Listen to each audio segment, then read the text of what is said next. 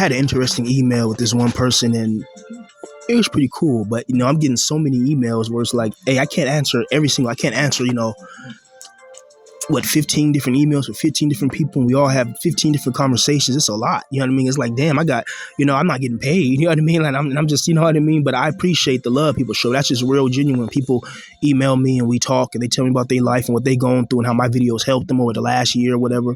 How they missed my old channel and stuff because there's videos that they wanted to download just to listen to because, like they said, man, you spitting some hot fire.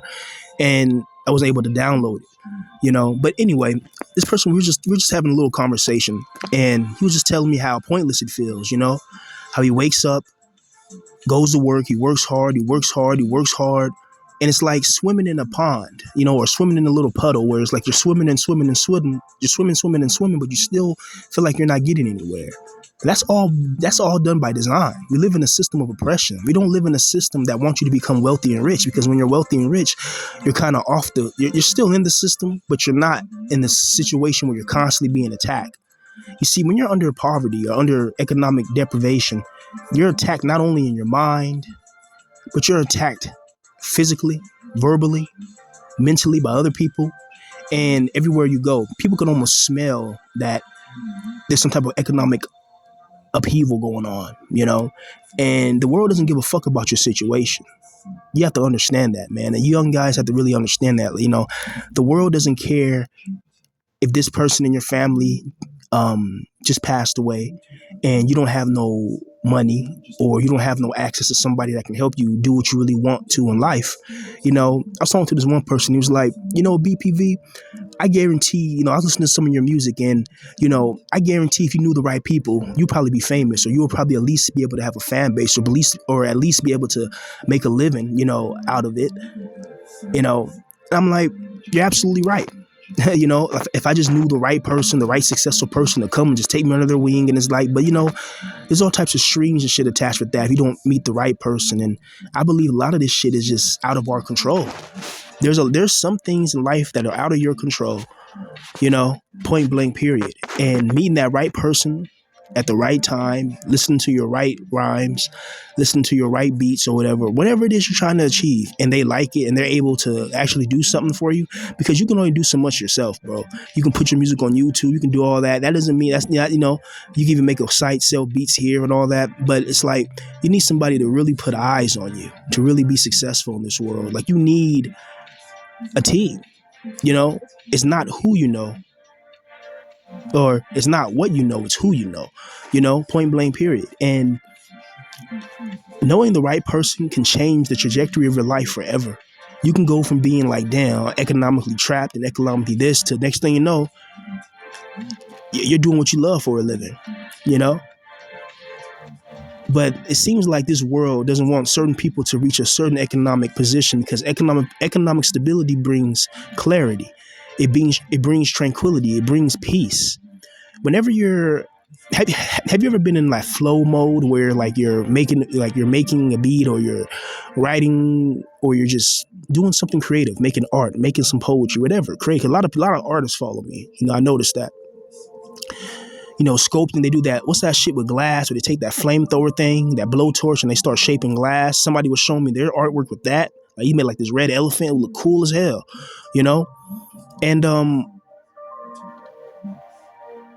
it really sucks that you have a whole generation of young people that have talents and attributes. They want to be artists. They want to be creative. And you live in a system that destroys creativity at an early age. You live in a system that tells you to be obedient to the government structures, and you're obedient to them like a Pavlovian dog. And then you notice that the more obedient you be, the more your rights get taken away. The more these mass, quote unquote, projectile activities happen, and then they blame it and say, oh, it's the guns, so let's take away the guns from you. And then you already know what happens when a society gets all their guns taken away. That's when the government start implementing and integrating all types of dystopian and authoritarian rules, regulations, and laws. And then you find yourself trapped in a prison. We're already in the prison, both spiritually, both physically, and all that. We're already in the prison, but trapped in a prison where you can clearly see no one can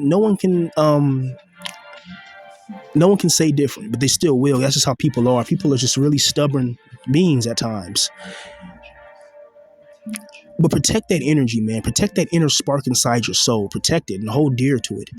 Because in this world, man, it's going to try to stomp you out and destroy any type of creators. Any type of person that doesn't think like everybody else, that doesn't think in the mode of a sheep, that doesn't think in the mode of somebody who just obeys without thinking. The government says this, just obey. The government says you need to take this, so obey. You know, oh, we got a free vaccination for you. Now, nothing in life is ever free, but they give you this for free, a medical treatment. If you go to the hospital because you hit your knee, you know, they're going to bill you. So you're telling me that an invasive procedure, like somebody integrating or injecting a chemical composition inside of you, is free?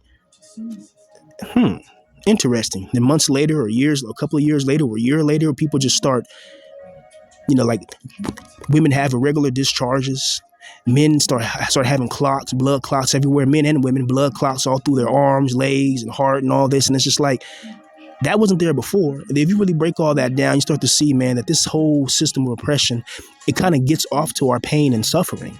There's some evil demon, some Satan or something somewhere that's getting off to our negative energetic manifestational frequency, meaning that all these events in your life that are negative, that just keep going on, there's something or someone behind that.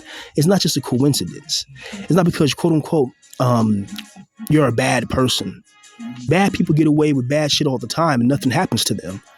But you notice good people always catch hell. Have you noticed that? I have. You know, people that don't mind, people that don't bother, these people catch hell. And you got to think, well, do we live in an evil existence? You know, and you start questioning things and you start looking at things clearly and concisely and precisely.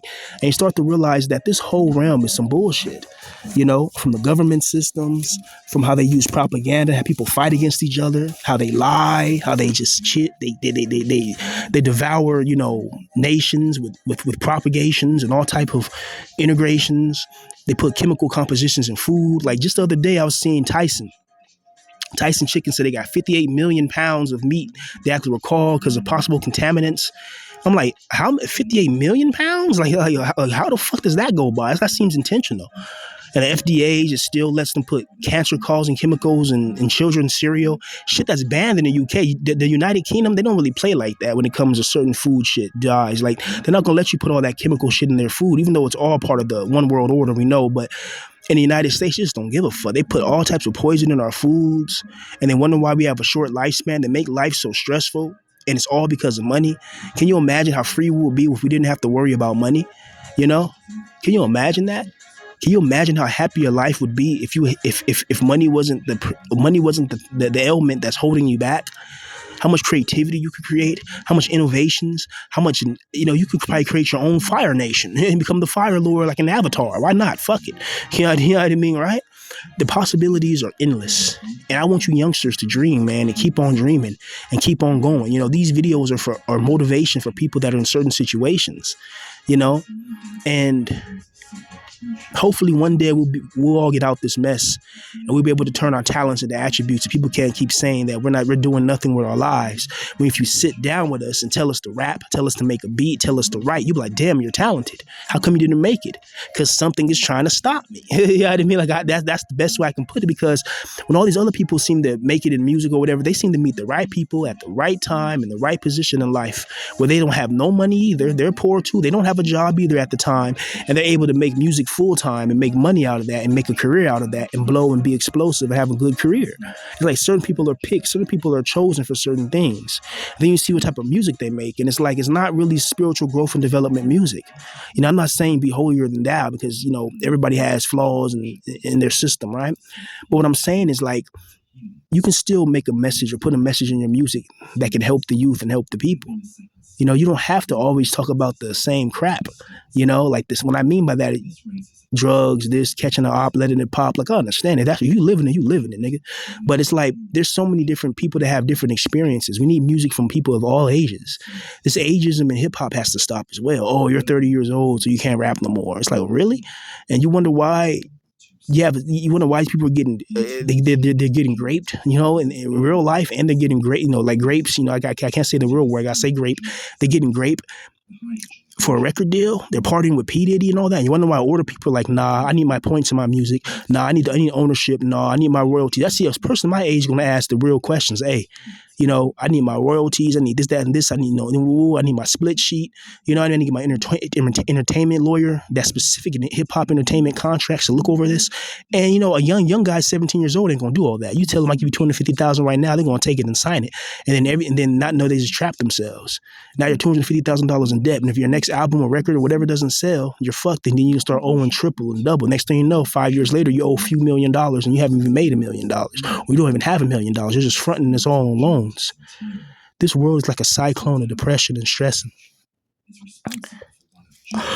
And I hope one day we all get a blessing.